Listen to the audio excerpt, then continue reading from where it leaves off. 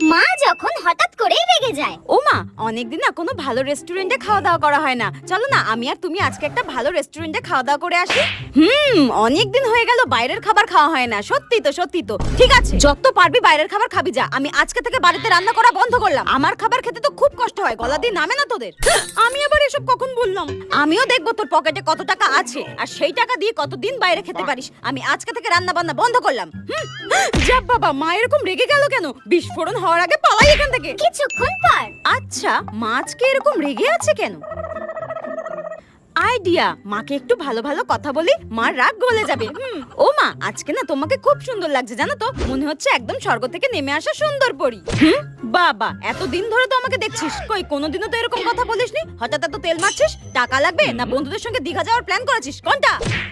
রিঙ্কি, পালা এখান থেকে। মায়েরা যতই রাগ দেখাক না কেন, ভালোবাসাটা কিন্তু একই থাকে। হ্যাপি মাদার্স ডে মা।